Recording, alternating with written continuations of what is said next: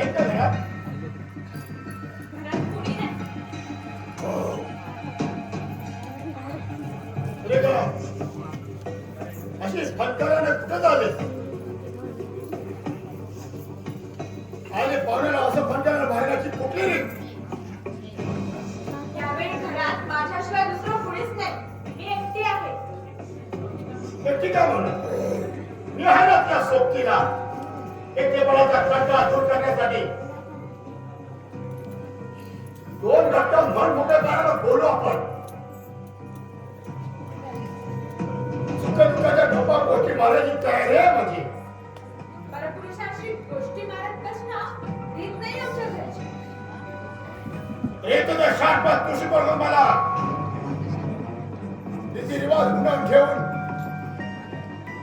माझ्या घराने माझ्या बहिणीच्या सुनेला आपल्या नादी लावलाय. सुनेला आपल्या आंब्याबरोबर लग्न करायचा हट्ट करून बसले. माझ्यावर खोटं बोलून लग्न बोललो गेलं. पण सुनेला अक्कल नसते म्हणून मी माझी अक्कल पुढे घाण टाकलेली नाही. आंब्यावर लग्न लावून देण्यापेक्षा काय दगड काढून विहिरीत करून दे तिला. बहीण तुझी आहे. तिचं काहीही करायला मोकळा आहेस. कोणी अडवणार नाही तुला. बहीण माझी असती तरी ज्याच्या नादाने भोगले तो आंब्या काढाचा भाऊ आहे. भाऊ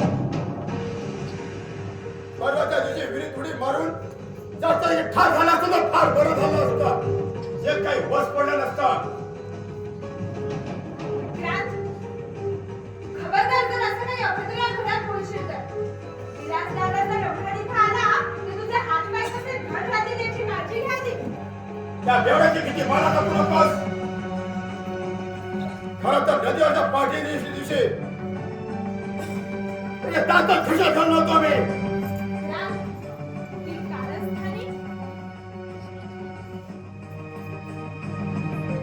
माझ्याशी तू लग्न करायला तयार झालीस तर भुजंगाचं कर्ज आपण एक रत्ती फेडून काय पप्पाच्या काय कर्जाचं मुक्त करेन मी. त्याची काही गरज नाही. गरज आहे की नाही ते लवकरच तुला कळेल. भुजंगराव पाटील कर्जाच्या वसुलीसाठी या घरावर जप्ती आणणार आहे. म्हणून म्हणतो तू माझ्या मनाला होकार देऊन पुढच्या संकटावर रोखू शकतेस. हे बघ 20,000 रुपये रोख आहेत खिशात. तुझा होकार मिळालाच गुन्हेगाराच्या तोंडावर फेकून त्याला कायम तोंड बंद करेन मी. विक्रांत, नादात सांगता ना? सोड, सोड माझा हात. मुलीच्या जातीला भरता धारच करणे. सोड, सोड म्हणते ना? विक्रम तुला सोड म्हणते ना. सोड म्हणते ना. अरे मेघना अगदी वेळेला नसतो. त्या घराचा आणि तुझं जवळचं नातं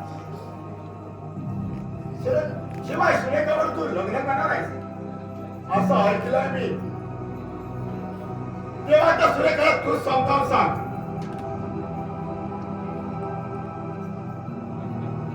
पप्पांच्या पोटी जन्माला आलेल्या पोरीनं असं वागणे माझ्यासाठी तर शोभत नाही. काय केलं सुरेखा? मीच का लग्न करावं म्हणून माझा हात धरून माझी विनवणी करत होती. विक्रांत, हलकाच नीच माणसा. खोटं बोलशील तर तुझी जीभ जाडेल. मला जीवच काय माझा मुर्दा पाडलास तरी सत्य लपणार नाही. तू सुरेखावर जीवावर प्रेम करतोस ना म्हणून तुला ते खरं वाटणार नाही. पण लक्षात ठेव विश्वासघातकी माणसं स्वतःच्या हिसाब कशाने डोळे बघतात. आताच मग सुरेखाने माझ्याकडे 20,000ची मागणी केली आहे आणि त्याच्या बदल्यात माझ्याशी लग्न करायला तयार झाली ती. नीच माणसा, खोटं बोलशील तर तुझी जीभ झाडेल. माझी जीभ जडेल आणि पैशाच्या लोभाने सुखाचा रूपाचा सौदा करून निघालेला तुझ्या मुखावर त्या सोन्याचा मोलामत करणार आहे. अगं मी म्हणतो सुरेखा, अगं तुला का फसवतेस या मेघनाथला? अगं त्याच्यासारख्या गरीब माणसाची तो लग्न करायची काय नव्हती तर तसं सांगू टाकायचं त्याला. सुरेखा काय ऐकतो हे? पण नीच माणसा, चालता हो इथून. मी लग्नाला नकार दिला म्हणून तू माझा तुला रागीने स्वभाव काय? पण तुझ्यासारख्या मुलीशी लग्न करण्या इतपत मी मूर्ख नाही. मी आज तू वेदांतला फसवायला निघालीस तर उद्या मला सोडून दुसऱ्या दात करशील. अच्छा मग येतो मी. मेघनाथ, मेघनाथ, मेघनाथ बोलत का नाहीस तू? काय बोलू मी? विक्रांतच्या सांगितलेलं खरं वाटलं तुला? मला नाही तर काय खोटं आहे? विक्रांतच्या शब्दावर विश्वास ठेवलास तू? हो. देवा, देवा का तू आमच्या आयुष्यात असं छळ आणलंय? तुझ्या अशा सोंगटावल्या फसून विरघळवणारा बावळट नाही मी. तुझ्याशी लग्न करून मला माझ्या आयुष्याचा नाश करून घ्यायचा नाहीये. यापुढे असं मी तोडे करणार नाही तुझं. मेघनाथ, मेघनाथ असा गैरसमज करून जाऊ नकोस. माझ्यावर विश्वास ठेव. वाट सोड माझी. नाही, असं संशय मनाने मी तुला जाऊ देणार नाही. माझी शपथ आहे तुला. शपथ पाहायला काय मोठी प्रतिभा जबाबदार लागून गेलीस नाही का? चल बाजूला हो. काय झालं मेघनाथ? तुझ्या बहिणीला तुझा विरोध असतानाही मी हिच्यावर जीवनपार प्रेम केलं. हिच्याशी लग्न करण्याचा निर्णय घेतला मी. पण आता जन्मभर मला पश्चाताप करत बसावं लागणार आहे. त्यावेळी तुझं ऐकलं असतं तर माझ्यावर आज ही वेळ आली नसती. मेघना, तुझ्या बोलण्याचा अर्थ कळला नाही. तुला कळला नसला तो निवलक मित्राला विक्रांतला विचार. त्याच्याबरोबर लग्न करण्याचा विचार यायचा. कुणी सांगितलं तुला हे? मुली म्हणजे विक्रांतने सांगितलंय. त्याच्या शब्दावर विश्वास बसला तुला? हो, तू त्याच्या शब्दावर विश्वास ठेवू शकतो, तुम्ही का ठेवू नये? मेघना,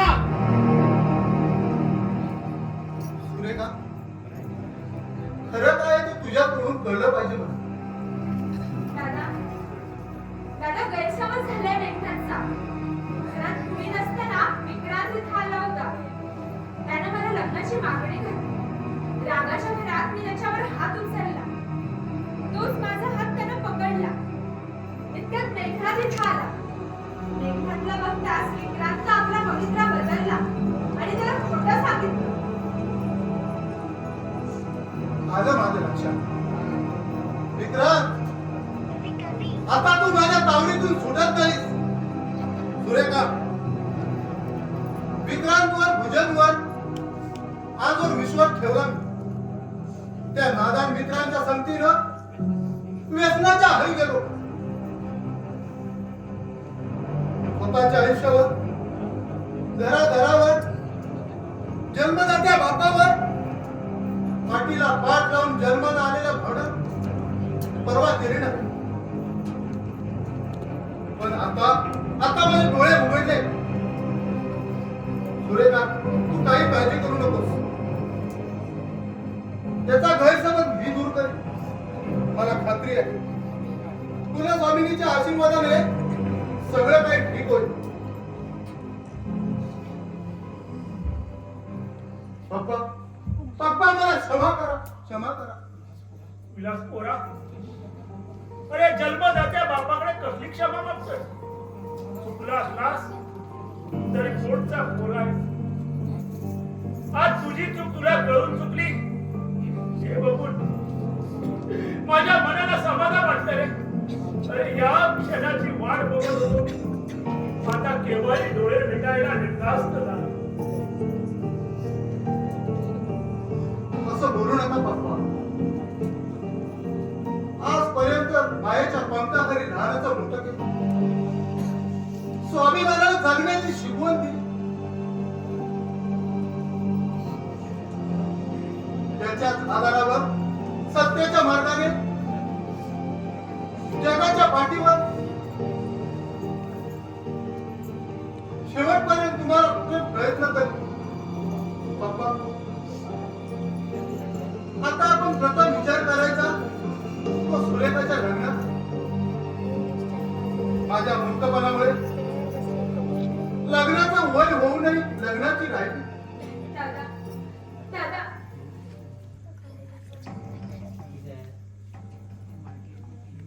सुरेखा, माझी एकुलती एक लाडकी बहीण आहेस तू. मी कुठेही घाण नाही, पण तुझ्या लग्नात काही कमी पडू देणार नाही. विलास, गणेशच्या डोळ्याचं ऑपरेशन होऊन आज 8 दिवस झाले. पट्टी सोडल्यावर त्याला पूर्वीप्रमाणे दिसू लागलं की दुधात साखर पडल्यासारखं होईल. पप्पाजी आधी तुम्ही माझ्याबरोबर चला बघू. काय झालं रे बाबड्या? कुठे चला म्हणतो? तुका सांगून का फायदो? उतरली असली तर समजतला. बाबल्या सुरेखा, त्याच्यावर कशाला वळतेस? बाबल्याचं म्हणणं खरं आहे. अजून कुणाची मला ऐकायची सवय नाही. विलास, यात तू म्हणतो मी नाही तर कोण? माझा भूत. काहीतरी फरक पडलेला दिसता. आधी बघताय हा सूर्य खरी उगावला. हा हकरीच उगावला. बाबड्या, आधी तू कशाला आलास ते सांगू. असा होता का बघ. जरा माझा कामवारा मुद्द्याचा बोलायला विसरूनच गेलोय. पप्पाजी भुजंगराव पाटील आणि त्याचे मित्र दारू पिऊन लाज झाले आहोत. वरसात उभे राहून गावात गाई घालत, डुकरावानी पेवत, रेड्यावानी वाटत. मेघनाथ पण कुराण घेऊन उभा असा. प्रगत हमला तुम्ही केला. कोण कुणाचा ऐकत नाही. म्हणून मेघनाथच्या म्हातारीने तुमका बोलावलं ना. चल चल बाबड्या, मी गेल्याशिवाय मेघनाथ कुणाचंच ऐकणार नाही. चल चल लवकर चल.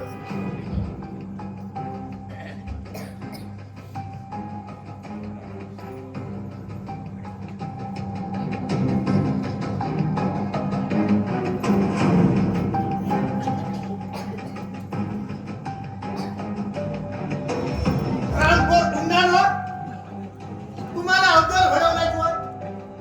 गोष्ट बदलणार नाही. दादा काय ही बंदूक मग कुठे निघालास तू? सुरेखा, यावेळी तुम्हाला अडवू नकोस. शिकार करायला जातोय मी. शिकार? कसली शिकार? गावातील गोरगरिबांना छळणाऱ्या, कळीची ठिणगी टाकणाऱ्या गाव गुंडांची शिकार करायची आहे मला. मेघनाच्या मदतीला लागवानी. दादा जायचं तर निघा, ही बंदूक तरी ठेवून जा. नाही सुरेखा, यावेळी मी कुणाचंच ऐकणार नाही. दादा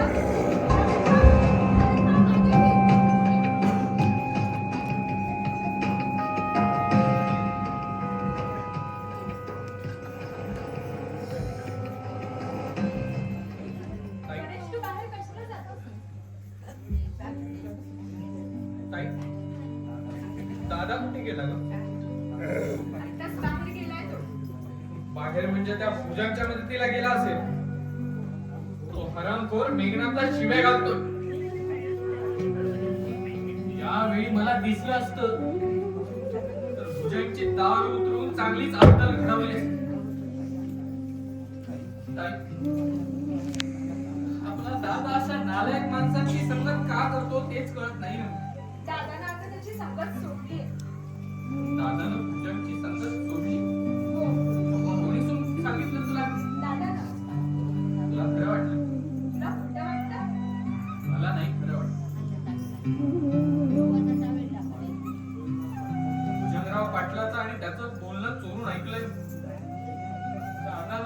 तुझ्या आयुष्याचा सौदा करायचा डाव मांडलाय.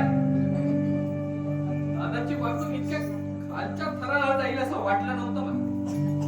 ऐक, त्या वेड्या वासू बरोबर लग्न लावण्याचा डाव आहे दादाचा. नाही गणेश नाही, असं कधीच घडणार नाही. 15 दिवसापूर्वी रामेश्वराच्या मंदिरात एकटाच बसलो होतो. गाभाऱ्याच्या पाठीमागे दादाचं आणि भुजनचं बोलणं चालू होतं. दादानं भुजनकडून 10,000चं कर्ज घेतले आणि त्याच्या गणेश, तू खोटं बोलतोस. विलास दादाबद्दल माझ्या मनात तिरस्कार निर्माण होऊन मी त्याचा राग करावा म्हणून बोलतोस तू हे. पण मी या बाबतीत तुझा एकाही शब्दावर विश्वास ठेवणार नाही. काय बोलतेस तू? तू माझ्यावर आरोप करून आधीच करपलेल्या माझ्या काळजाला आणखी चटके देते. तुलाही माझ्यावर विश्वास उरलेला नाही. कशाच्या आधारावर विश्वास ठेवायचा मी? एकाच आईच्या पोटी जन्म घेतलेले सख्खे भाऊ तुम्ही. पण समजायला लागल्यापासून 7 जन्माचे वैरी असल्याप्रमाणे वागता आहात तुम्ही. गणेश, यापुढे विलास दादा बाबतीत एकही शब्द बोललास तर ताई, तूच बाकी होतीस रागवायची. तुलाच का? माझ्यासारख्या आंधळ्या आयतं गिळणाऱ्या टाकाऊ माणसाचा कोणालाही राग येणार. मला एक कळत नाही, कुठल्या गोष्टीची भुरळ पडली आहे जर दादाचं वागणं तुला दिसत नाही. पैशाच्या मोहाला बळी पडून मेघनाचं प्रेम पायदळी तुडवून तू वासूशी लग्न करणार. गणेश, कार्ट्या, घराण्याच्या अब्रूची जाण तुम्हाला नसली तरी मला आहे. सख्खी बहीण असून माझ्या स्वभावाची पारख करता आली नाही तुम्हाला. त्याला तुझ्या स्वभावाची पारख करता आली नसली तरी मी केली आहे. त्याच्या असा प्रसंग आला म्हणून गणेशचा राग करून त्याला तुम्ही दारातल्या कुत्र्याप्रमाणे वागवतात. गणेशचं ओझं जड झालं असून सुद्धा तुम्ही त्याच्या मनाची वाट पाहता, तरी मी त्याला मरू देणार नाही. मी त्याच्या भवितव्याची काळजी घ्यायला मी तयार आहे. मेघना, भांबावून गेले रे मी तरी काय करू? कुणाला आणि कसं समजावून घेऊ? थोड्या वेळापूर्वी तू इथे आलास आणि विक्रांच्या शब्दावर विश्वास ठेवून गैरसमज करून निघून गेलास. अगं, माझा गैरसमज झालाच नव्हता. मी डोळ्यातून पित नाही. का विक्रांतच्या कावेबाजपणा न कळायला विलासप्रमाणे बेहोश असतो मी. सुरेखा, विक्रांतचं नाटक लक्षात येऊनही मी मुद्दामच तुझ्याशी तसा वागलो. विलासलाही कळू दे त्याचा विचार कसा येतो. आता तरी तुझ्या मनातला गैरसमज दूर झाला ना? अगं, माझा गैरसमज झालाच नव्हता तर दूर कसला होता. ठीक आहे. सुरेखा, तुझ्यावरचा माझा विश्वास ढळणार नाही. पण विलासवर विश्वास ठेवायला माझं मन अजूनही कचरतंय. गणेश, चल डॉक्टर घोषाले पद्धतीच्या दवाखान्यात. आज तुझ्या डोळ्यावरची पट्टी काढायची आहे.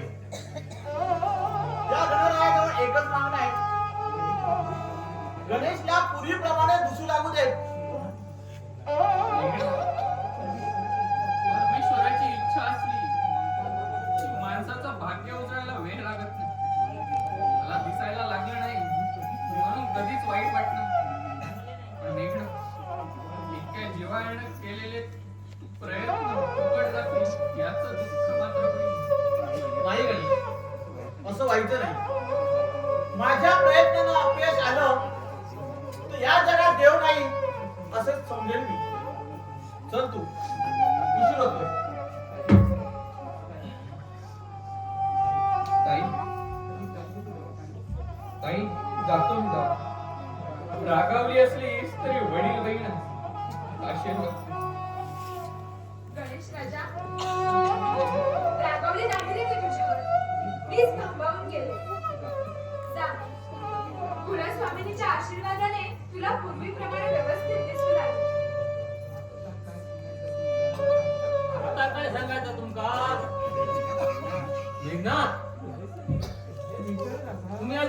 तसाच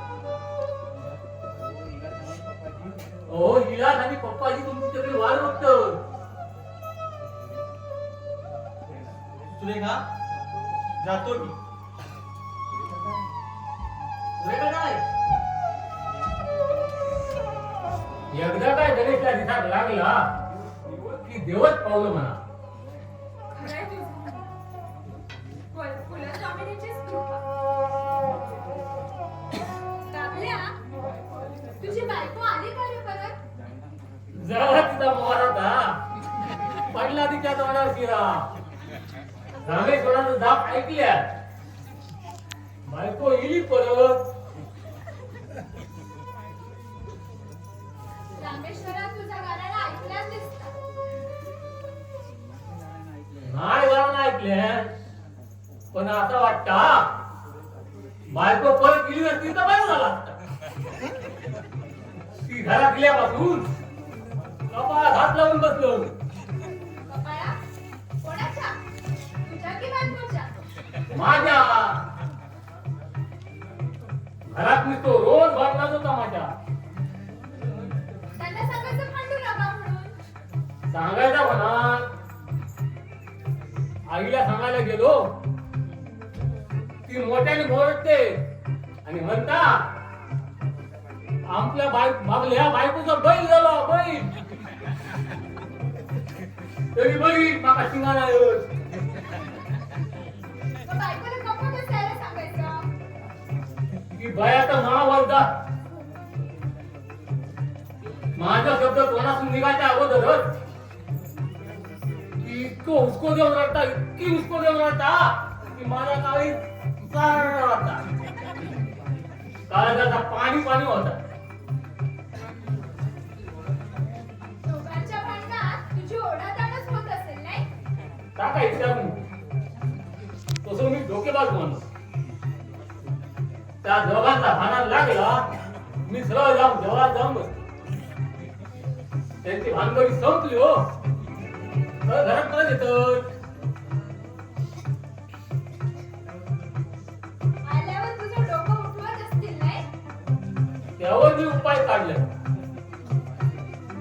म्हातारीच्या तोंडावर बायको खूप शिवाय द्यायची. ते ऐकून ती ऐकून म्हातारी एकदम खुश होता आणि शेजारनी कसा सांगता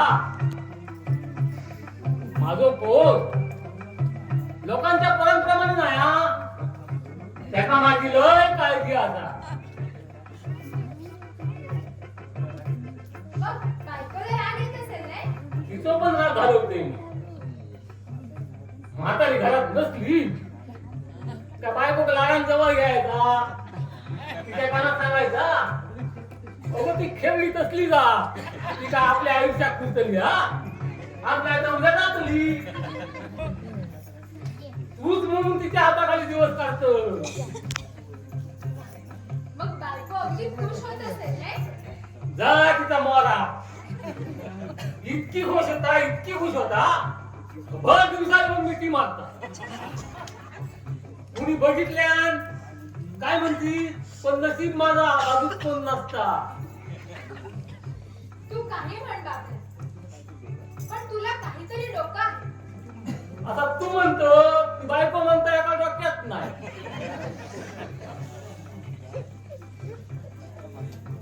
बायकोला मारतो बिरतोस की काय? मारतोय कुठला मोठ्याने बोलला की एवढा धोंडा घेऊन उभी राहते. तुला मारायला? नाही स्वतःच्या डोक्यावर मारून. बाबल्याला का तू का शिकलेली बायको होती ना हो आता आपल्या कर्माची पार. धरला तर चावता सोडला तर पळता अशी गत झाली आहे बाबल्याची. आता माझा कान चुकला. चौथाळ्याला वाघीचो कान पकडणारो पुरुष बायकोकडे किती नमता. बायको म्हणजे अशी की जाता असून बी अडचण नसून बी अडचण.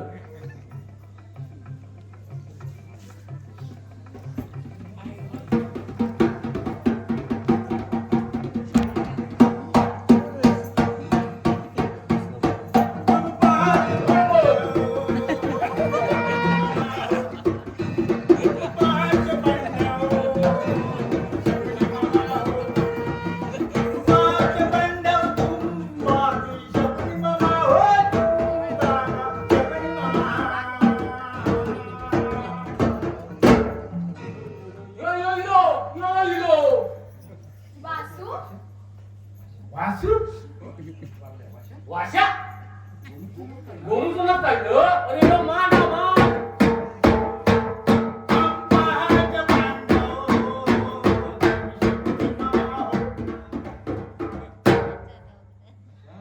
वाशा यो माना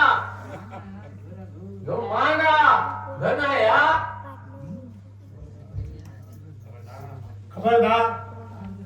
खबरदार जर टाच मारली झाले फणी जिंदाळे उडविना राई राई आवड उडविना राई राई आवड वासू वासू कोण वासू मी त्या वास काढणारा वासू आहे ताई साहेब विक्रमपूरच्या या चक्रम राजाचा तुम्ही अपमान करता याचा नतीजा ठीक होणार नाही. आता जातोय का डोळ्यात ठेवून शबक शबक शबक शबक शबक शबक. हा पाच पांडव शिवाजी मामा शिवाजी मामा शिवाजी मामा तुला काय बाबल्या जा याला घरी येऊन पोचव. नका नका ताई साहेब आम्हाला दुःखाच्या खाई झोपू नका.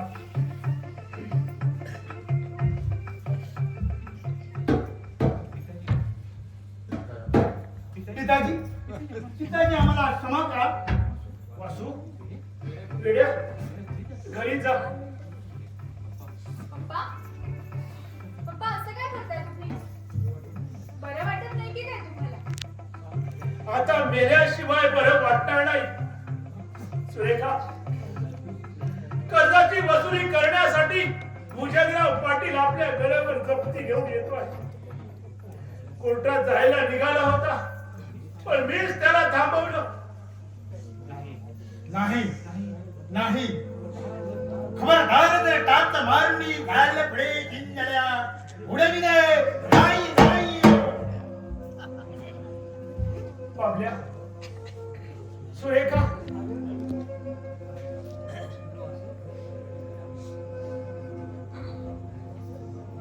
बाबल्या दवाखान्यात जाशील का रे? गणेश विलास तिथेच आहे. त्याला म्हणावं लवकर परत या. अब्रूचा पंचनामा करून घेण्याऐवजी हे घर पूजनच्या स्वाधीन करून कुठेतरी तोंड लपवायला गेलेलं पण. पप्पाजी घर सोडून काय जातात? या दुर्जनांच्या जगात साधू संतांची पुण्याही कुठेतरी आशा धरून आहे ना. त्याच्याच पुण्यावर चालते या जगात राहतात. दैवानं पाठ फिरवली की देव माणसाच्या पाठीशी उभा राहतो. पप्पाजी माणसाच्या नशिबाचे भोग सुरू झाले की चांगलं वेळी दारात विघ्न उभं राहतं.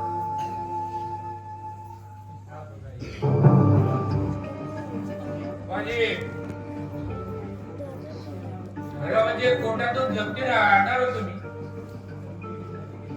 पण तुम्ही विनंती केली म्हणून विचार बदललाय. तेव्हा आता गावातील प्रतिष्ठित माणसाच्या साक्षीनं हो जाऊ दे आपला व्यवहार. बोला बघू. मी काय बोलू? बोलण्यासारखं आता काय बोलणं आहे? तुमची दाखवी बसली असेल तर मीच बोलतो. हे घर खाली करून कुठेही भीक मागायला मोकळी आहे तुम्हाला.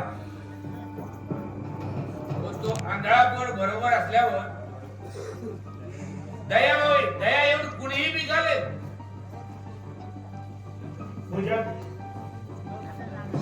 तुझा नसला तरी माझा विश्वास आहे त्या परमेश्वरावर, ज्याच्यासाठी न्यायाची दारं बंद होतात, त्याच्यासाठी देवाघरच्या न्यायाची दारं उघडली जातात. संकट काळातही स्वाभिमानाने जीवन जगण्याची शक्ती तोच परमेश्वर देईल मला. तुमच्या भाकत कटा ऐकत बसायला रिकाम देणार नाही मी. म्हणजे अशी सोय झाली नसेल तर हे घर खाली करा, नाहीतर सुरेखाला हळद चढून वासू बरोबर लग्नाच्या बोल्यावर चढवा. पप्पाजी, पैशाचा मात पडलेल्या या गावगुंडांच्या रडीचा फोड घ्यावा बघतोय. वाच्या कार्ट्या, पहिले आपली नडी सांभाळ. आमच्या भानगडीत पडशील तर तगड्यात जाग्यावर राहणार नाही. गुरुवाच्या कुळाचा नाडा ठेवून गावातून जावं लागेल तुला. अरे तिच्या माका धमकी देतोस तू? वसंतदाराचं पोर असाय मी, तो रुपरो नाही. हे माझ्या औषधी कालिका माते, बरावरच्या संबंधा, बरावरच्या अर्जुना, हो गावात गावगुंडा आमचा बापाजीचा ढोल दिला असा ह्याची बोलती बंद कर रे देवा.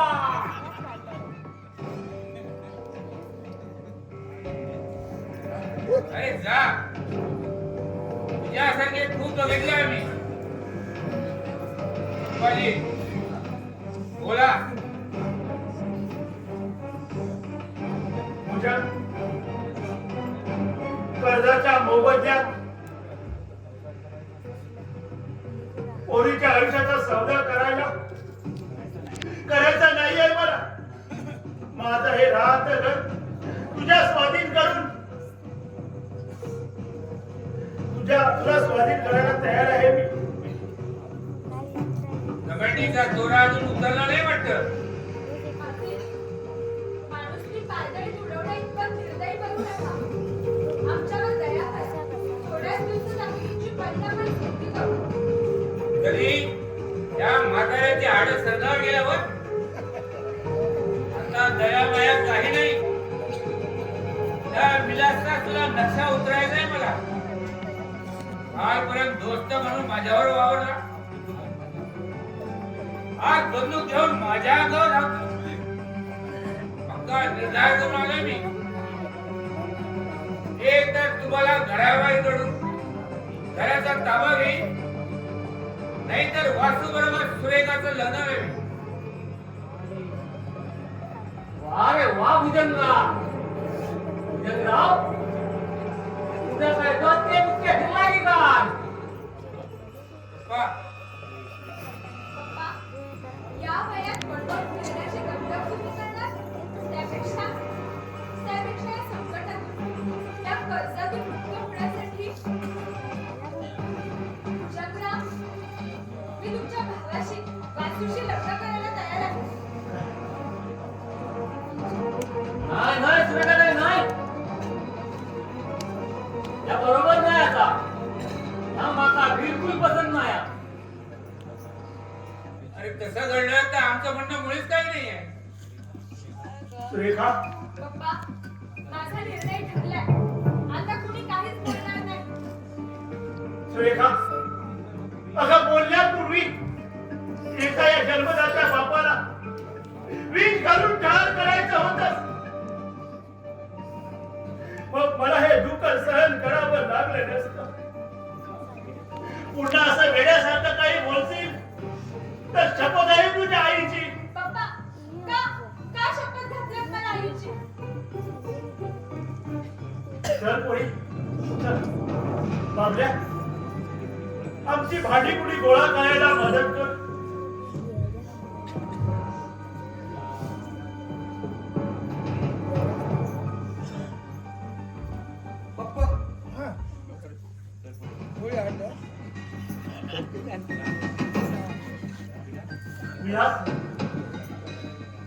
विलास हे घर खाली करायला कर्जाच्या मोबदल्यात हे घर मी भुजंगच्या स्वाधीन केलं आहे. नाही बाबा, असं कधीच घडणार नाही.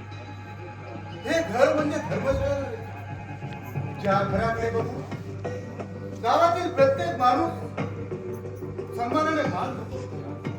ज्या घरात पवित्र संस्काराचे धडे दिले जातात ते घर नव्हे, हे पवित्र मंदिर आहे. पापी सैतानाच्या स्पर्शाने विटाळून देणार नाही मी हे घर. वाढ वडिलांच्या या वास्तूचा करणार नाही मी. पप्पाजी ठरलेल्या व्यवहारात कुणी आडकडी करण्याचा प्रयत्न केला तर कायदेशीर मार्गाचा अवलंब करून कोर्टातून जप्ती आणावी लागेल मला. भुजंग, याच गावात याच मातीत जन्म घेऊन तुझ्यासारख्या नारळ उलट्या काळजाच्या माणसाच्या संगतीत मी काही दिवस काढले. या पवित्र मंदिराची अब्रू वेशीवर टांगण्याचा तुझा डाव हाणून पाडील मी.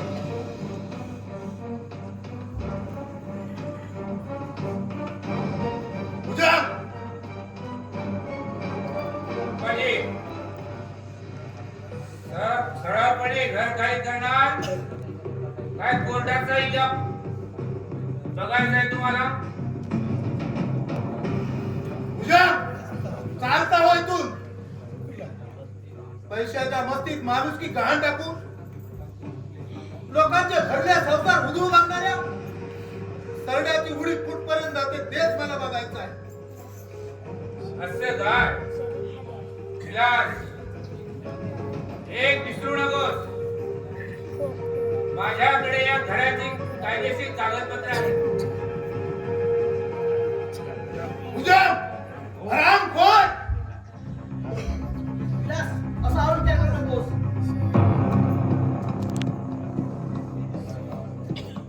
या गाव उठांचे मुडदेच पाडतो, मग भेटतात तासावर गेलो तरी.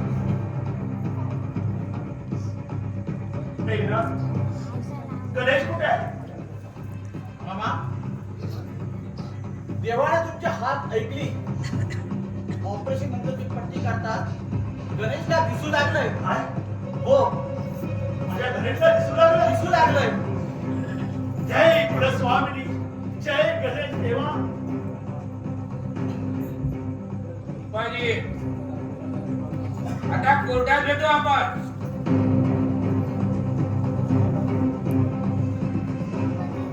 वासूला पकडा, पकडा, वासूला पकडा, नाही तर तो घराला आग लावणार. पकडा, पकडा, वासूला पकडा, वासूला पकडा, नाही तर तो घराला आग लावणार आहे. पकडा, पकडा, वासूला पकडा.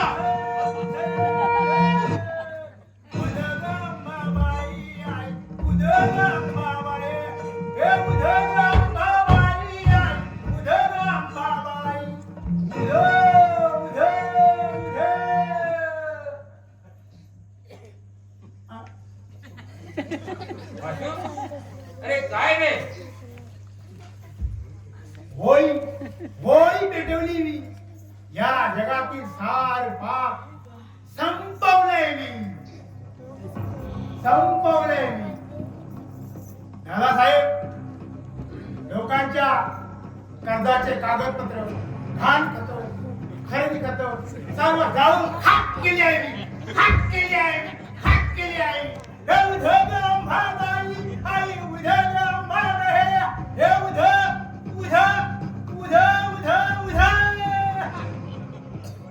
वाशा, हराम करा काय केलं तू?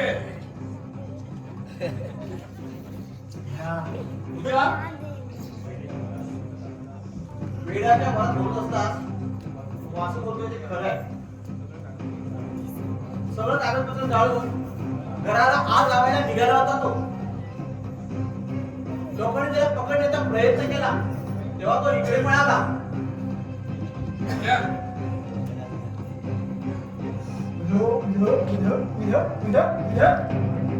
भुजंग, वेड्याच्या फळात वाजूने नको तेच केलं रे. करावं तसं भरावं म्हणतात ना, ते खोटं नाही. भुजंग, जा आता कोर्टात, हे आता कर्जाची वसुली करून ये. विलास, तुझ्या पापाचं प्रायश्चित आहे भुजंग. पण काय नाही, टाकलं बाहेर गेली, काय नाही, पुढे गेली, आई. विलास, बेटा असं बोलायचं नाही रे. पप्पाजी, विलास म्हणतो ते बरोबर आहे. माणूस म्हणून तुम्हाला न्याय द्यायला मी चुकलो, पण तुमच्यासाठी हा देवाघरचा न्याय आहे. आपल्यासारख्या देव माणसाला घराबाहेर काढायला निघालो होतो. त्याचं प्रायचित्त आहे हो हे.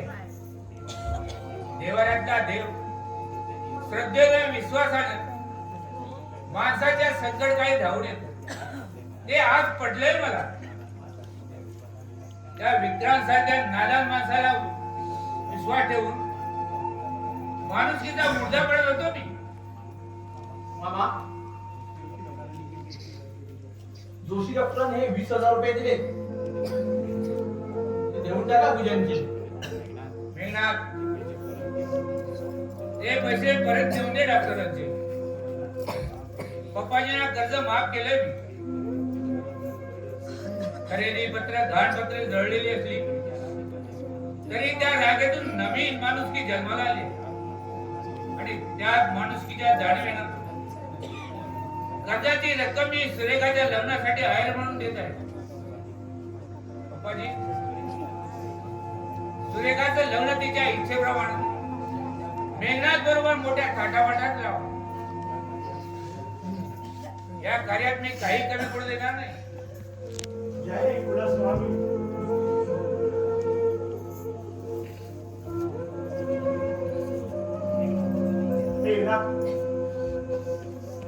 मेघनाथ, आजच्या दिवसाची आठवण म्हणून ही अगदी सुरेखाच्या बोटात नाही.